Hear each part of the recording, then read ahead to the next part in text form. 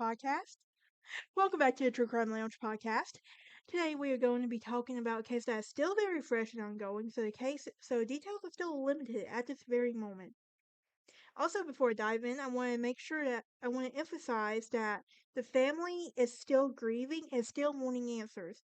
So before you go and comment, um, please remember and be mindful that this case has already been in the court of public opinion, especially in this age of social media. So we really need to keep in mind more if before we go and comment, especially because these families are wanting answers. And but at the same time, there's so many questions and so many things we need answered at the same time that speculation isn't really what we need at this moment for this case. But I do have a Patreon that you can join for early access or episode scheduled to come out. For any updates on my channel or podcast, you can find me on Instagram, Twitter, and Facebook. With that being said, let's dive into today's episode. As most of you know, if you the what happened to Riley Strain, who was a 22-year-old student from the University of Missouri. He was last seen alive in Nashville on March 8, 2024. After a night of bar hopping with some buddies, his stepdad would say that they were moving forward as, he's coming home, he's graduating in May, and life goes on as normal. 2 weeks later, after he disappeared, his body was pulled out of the Cumberland River in the city's west side, just 8 miles from where he started. The case had drawn national attention because he had gone missing after being kicked out of a bar owned by Luke Bryan. So online speculations would begin to run wild. Was he drunk? Did he get into a fight? Who last saw him? Surely someone has an answer or has seen knows something. So, even though the Nashville Metro Police Department shared no foul play related trauma was observed when his body was found, an armchair sleuth supreme in a shocking twist that had been prepared for his death being an accident. So while toxicology reports are still pending, the autopsy performed on March 23rd found no evidence of foul play related trauma. And Riley's death continues to appear accidental. So,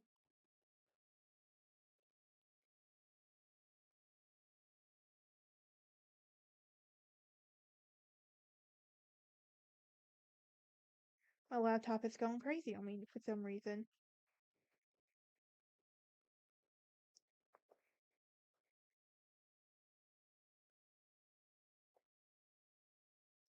Shocking. Well, toxicology was, let's see. Accidental death or minor, not an explanation as to how he ended up in the river. The families asked questions as well, and so independently ordered another autopsy. On March 29th, police told E! News that the case is open pending investigation and that they are waiting for the results of a second autopsy. Here's what we know with the hours he went missing. Riley Strain, he was 22. He was a business and financial planning major at the University of Missouri. He was visiting Nashville with Delta Chi fraternity brothers who arrived in the bus on that Friday the 8th. They checked into the Tempo Hotel on Rosa L. Parks Boulevard, a short walk from the nightlife on Broadway. And if you've ever been to Broadway, how crowded it is and how loud it gets.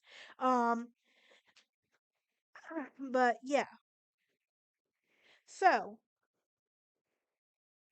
of course, my favorite part when I go down that way is walking the pedestrian bridge. But sadly, here we are. So when they left Tempo, they went down, and I believe if someone would, and according, and Riley's stepdad, Chris Whitfield, will go on to say that he believes it was a Miranda Lambert's bar, Casa Rosa's first, where they spent about an hour and 15 minutes, or maybe longer there. His stepdad, Chris, also would later describe what he knew of his whereabouts when he went missing, and the group went to Garth Brooks' own Friends in Low Places in Honky Tonk, where Riley would FaceTime his mom, Michelle Whitfield, about 7:30. Michelle would tell him, "I love you, and have fun, and be careful." And she got an "I love you" that was the last one she ever heard. Chris would explain that he overheard Riley detailing the events to Michelle. He didn't even sound like he was drinking a lot, and Chris told the police that Chris told that adding Riley continued to text his mom another hours after they spoke. Riley's stepdad speculated that he could have been drugged, and we're hearing the horror stories about that happening to people. After Friends in Low Places, Riley and his group went to Luke Bryan's, Luke's 32 Bridge Food and Drink. The Tennessee Alcoholic Beverage Commission confirmed that March 14th it was investigating whether he arrived there visibly intoxicated or he outsurfed. And the bar maintained a statement that Riley thought one drink in two waters before he was asked to leave at 9:35. Based on our conduct standards, he was escorted out through the front exit on Broadway. And the business, in which noted that it was cooperating with the police, and the TABC stated that members of Riley's party accompanied him downstairs to the door, but then they went back upstairs to the bar when Riley left. Luke Bryan would go on to comment saying that this is scary and that he's praying for a safe return. Of course, it happened in your bar. That's the thing. You want to make sure no one gets hurt when it happens to you at your bar.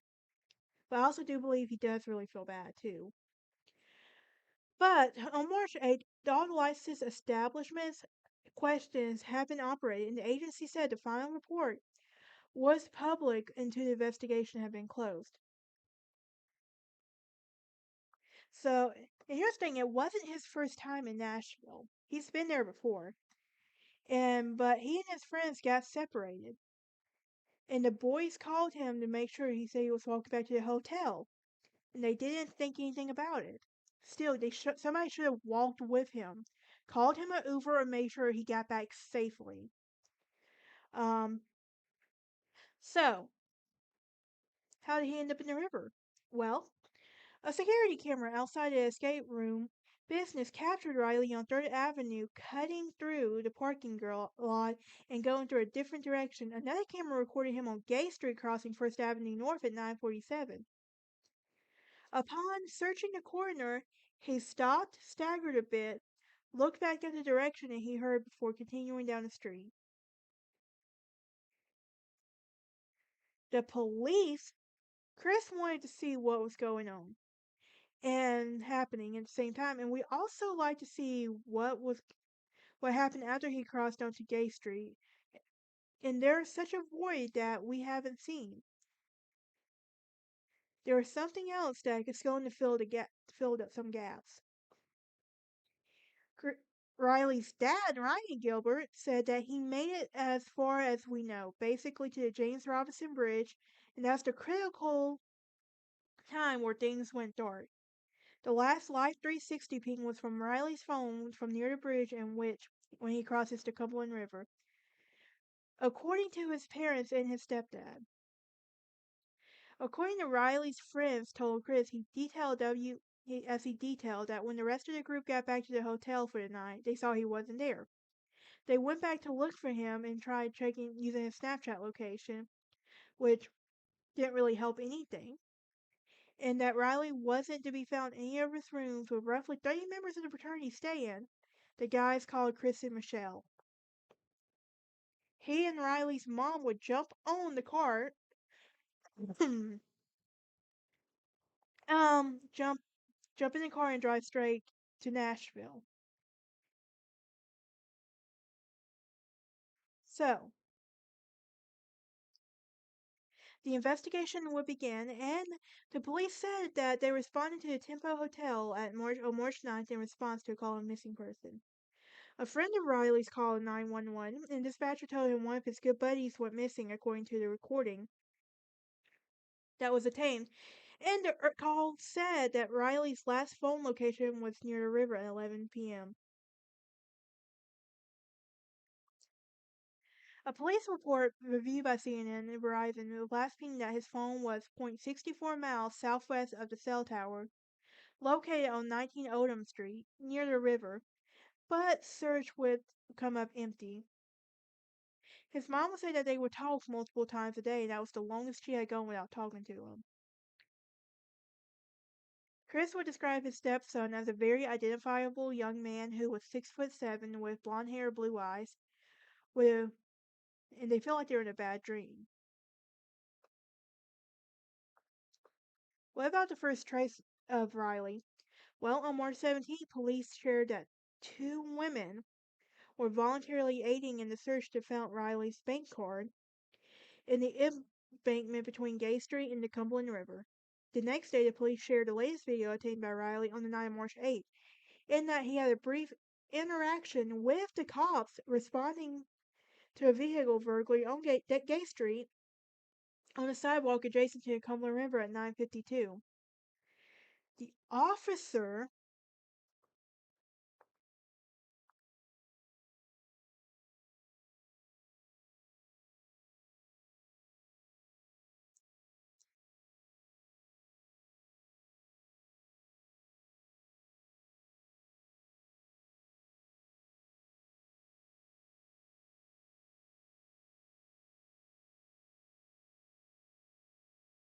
the officer who was wearing a body cam can be heard asking Riley if he was doing how asking Riley how he was doing, to which he's like, "I'm good. How are you?" So those of you saying that they believe he could have been in distress, that somebody could have heard him, yeah.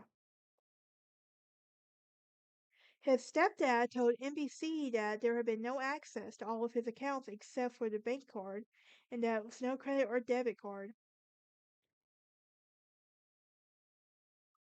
They will go on to search in the water. This is where it gets really sad, like, especially. But Chris was shared in a March 19 press conference that the family was getting an assist from the United States United Cajun Navy, a volunteer-based disaster response agency. On March 20th, the Cheatham County sheriffs oversaw what they described as a basic shutdown of the lock and dam where the Cumberland River flows to Cheatham. Riley's step oh, Riley's dad Ryan was out on a different part of the river, and the station reported on a boat of the Cajun Navy. And he would go on to say, "I've got to be here. I've got to be on the water. I wanted to be on the water last week." Then we move on to the part where his body has been found. This is a very sad part right here too. And remember, please, guys, if the family is still grieving and processing, like, how do we move on? Like, what happened? We want more. We want answers. We want closure. Ugh, don't even know where that came from. At 7:28 a.m. on March 22nd, a local worker was telling the police that they sit on the Cumberland River in western Nashville in the metro. That the police chief John Drake said in the press conference that he wanted to say to the family his heart and prayers go out in the unfortunate tragedy. Factoring in his height and weight, investigators had estimated that when Riley's body might surface on the river, that this is the 14th day, so we're really expecting anytime soon to find him, and we're right on the spot. It's just unfortunate. He said that there was no other evidence to suggest anything other than that Riley fell in the river.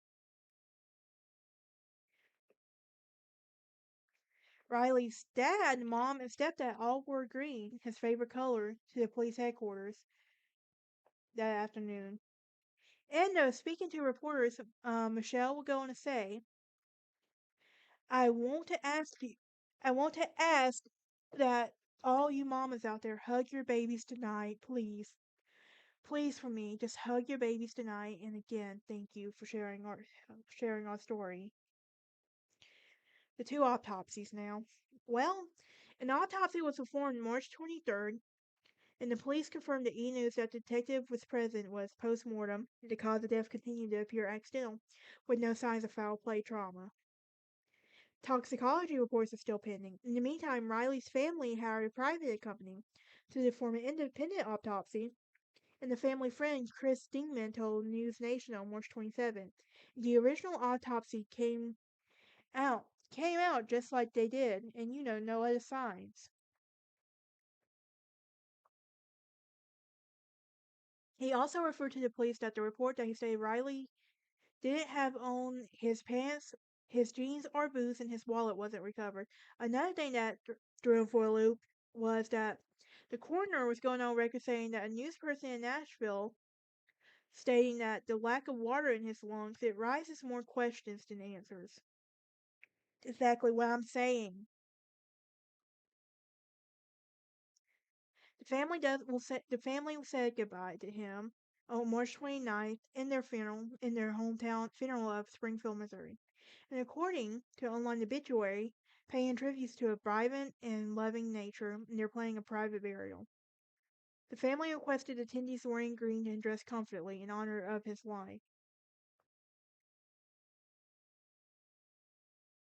But that's all we know that's all we know right now. And honestly, like, just remember though, like, use the buddy system.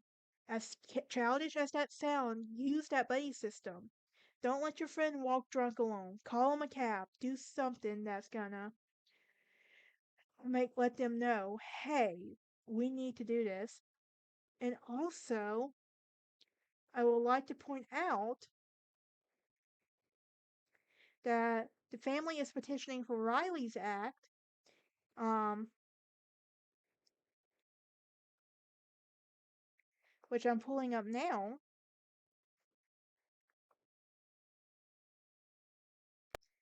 which is basically where when he disappeared leaving the bar, that they must call an Uber or a taxi for someone to drive, make sure they leave safely. I will link the petition in where you can go and sign it and share it because this shouldn't happen to anyone else. It shouldn't. That's the thing. But that's it for today's episode. I will see y'all next time. Y'all have a great day.